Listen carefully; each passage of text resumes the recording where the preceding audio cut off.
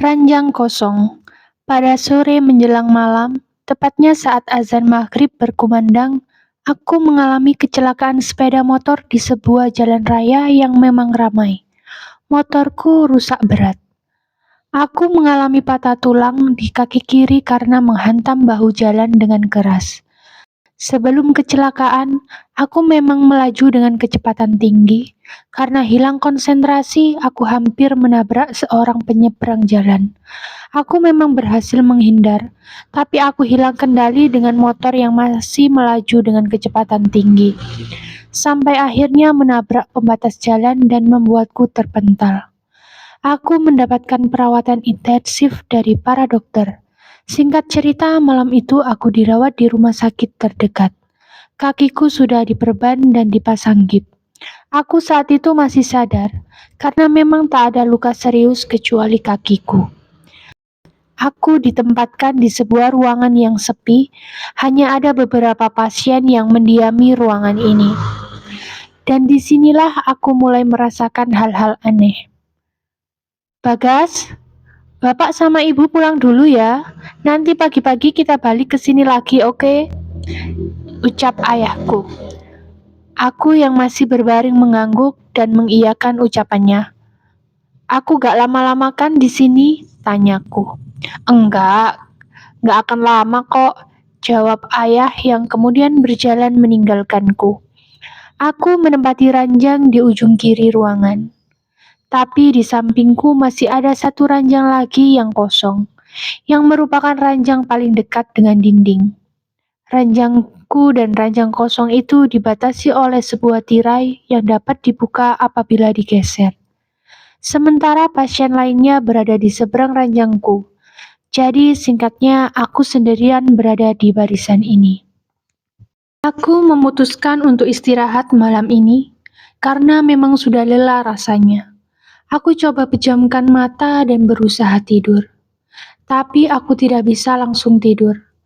Aku raih ponselku yang diletakkan ayahku di meja.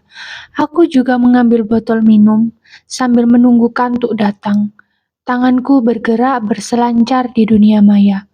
Tak lupa aku juga mengabarkan pada teman-teman di tempat kerja perihal keadaanku sekarang. Namun tak ada satupun jawaban. Maklum, karena memang sudah larut malam. Saat sedang asik main ponsel, aku mendengar suara gerakan seseorang dari arah samping. Ya, dari arah ranjang kosong itu. Aneh sekali, karena pada saat aku datang, aku lihat ranjang itu memang kosong. Dan apabila ada anggota keluarga pasien lain yang tidur di sana, seharusnya aku mendengar suara tirai dibuka. Aku berusaha mengabaikan. Mungkin suara itu dari arah lain. Aku salah dengar. Walau sebenarnya aku sedikit takut juga. Setelah beberapa saat bermain ponsel, aku menaruh kembali ponselku dan hendak tidur.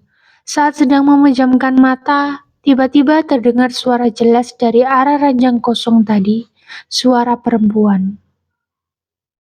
Mas, kakinya kenapa? Tanya suara itu. Aku kembali membuka mata, pelan-pelan menoleh ke arah samping. Perasaanku campur aduk, jantungku berdebar keras, entah apa yang ada di balik tirai pembatas itu. Bagaimana bisa ada orang yang bicara di sana? Menyapa aku pula. Aku memberanikan diri lantas aku balik bertanya. Ada orang? Ada, jawab suara itu. Karena penasaran, segera aku menarik tirai hingga terbuka, dan aku melihat ranjang kosong itu sekarang sudah ditempati oleh seorang pasien wanita. Umurnya sekitar 25, lengkap dengan baju pasien dan juga selang infus. Dia menatapku sambil tersenyum. Aku semakin bingung karena sejak tadi tak ada orang yang datang apalagi menempati ranjang itu.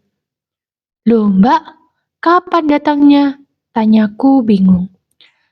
Saya udah 2 hari di sini mas. Wanita itu menjawab dengan nada bingung juga. Ah, tadi saya datang masih kosong kok, balasku. Masnya aja yang salah lihat. Dari tadi saya ada di sini. Saya lihat Mas datang loh. Gimana sih? Ucapnya. Kok aneh ya? Gumamku. Mas emang lagi kurang fokus mungkin. Ucapnya lagi. Ngomong-ngomong, kakinya kenapa? Tanyanya. Kecelakaan, Mbak. Jatuh dari motor. Jawabku. Setelah berbincang beberapa saat, perempuan itu pun akhirnya diam juga. Namun aku memutuskan agar tirai tetap terbuka. Aku kembali meminum air. Tak lama berselang wanita itu mengajak bicara. Mas, mau tahu nggak? Tanyanya. Aku pun bingung apa maksudnya, tapi akhirnya dia melanjutkan ucapannya. Di sini serem loh, saya takut di sini sendiri. Ada hantu perempuan yang suka jalan-jalan di ruangan ini. Katanya menceritakan padaku. Masa sih mbak? Jawabku tak percaya. Iya mas, kalau malam saya sering lihat bayangan perempuan jalan ke sana kemari sambil nangis. Serem deh, makanya saya tenang karena akhirnya saya nggak sendiri lagi di barisan ini. Tuturnya menjelaskan. Mendengar itu, bulu kuduku langsung berdiri. Entah dia mau menakut-nakuti atau memang betul ada. Tapi aku anggap wanita itu sedang halusinasi saja. Semoga tak ada hal-hal seperti itu di sini. Setelah beberapa menit mengobrol, kami pun sepakat untuk segera tidur. Tirai aku tutup kembali. Aku mulai memejamkan mata, tapi aku tak bisa tidur. Aku penasaran dengan wanita tadi. Aku lupa bertanya dia sakit apa. Aku menoleh. Sepertinya dia sudah tidur. Tak apalah, aku masih bisa bertanya besok. Mas, maaf ganggu. Nama panjangnya siapa ya? Tiba-tiba seorang suster datang dan langsung bertanya tanpa basa-basi padaku. Aku langsung membuka mata dan menoleh. Bagas Hadi Nugraha, jawabku. Suster itu lalu mencatat namaku di selembaran yang ia bawa. Aku pun iseng bertanya pada suster. Suster, pasien di sebelah sakit apa ya? Tanyaku sambil menunjuk ke arah ranjang wanita itu. Pasien sebelah, suster itu bingung. Matanya menatap ke arahku menunjuk. Kemudian ia mendekat dan membuka tirai yang memisahkan ranjangku dengan ranjang wanita tadi. Dan aneh bin ajaib, ranjang itu kosong. Wanita yang tadi bicara denganku sudah tidak ada. Hilang entah kemana. Selang infus yang tadi ada di sana juga sudah hilang. Aku kaget bukan main. Loh, kok kosong? Tanyaku bingung. Emang kosong, Mas? Jawab suster. Tadi ada orang kok di sini. Kataku sedikit ngotot. Enggak, Mas, enggak ada siapa-siapa. Suster itu lalu pergi begitu saja meninggalkanku yang masih diselimuti rasa bingung sekaligus takut. Aku merinding, dan tanpa pikir panjang aku langsung menutup mata, berharap bisa cepat-cepat tidur lalu bangun keesokan paginya. Tapi ternyata tak semudah itu. Aku mendengar suara perempuan menangis. Suara itu terdengar dari arah ranjang tadi. Aku menutup telingaku dengan selimut, tapi masih terdengar. Wanita itu menangis dengan suara menyeramkan. Dan entah apa yang merasukiku, seolah-olah perhatianku tertarik kepada sosok yang sedang menangis itu. Rasanya aku ingin sekali membuka mata dan menoleh ke arah wanita itu. Akan tetapi aku ketakutan. Aku menahan keinginan itu, tapi tidak bisa. Aku pikir aku harus melihat dan memastikan tak ada apa-apa di sana. Dengan begitu, aku akan bisa tidur dengan tenang. Aku menarik nafas panjang, membuka mata dan menoleh ke sumber suara tangisan itu. Dan ternyata, keputusan ini menjadi keputusan paling bodoh yang aku ambil. Aku melihat dengan jelas, perempuan tadi sedang duduk di atas ranjangnya dengan posisi membelah kakiku. Rambutnya berantakan, tak karuan. Bajunya lusuh dan kotor. Tatapanku terpaku pada sosok itu. Aku tak bisa berkata apa-apa. Bahkan berdoa pun tidak bisa. Sosok itu masih menangis. Tak lama kemudian, sosok perempuan itu memutar kepalanya. Iya, Kepalanya berputar 360 derajat menghadapku.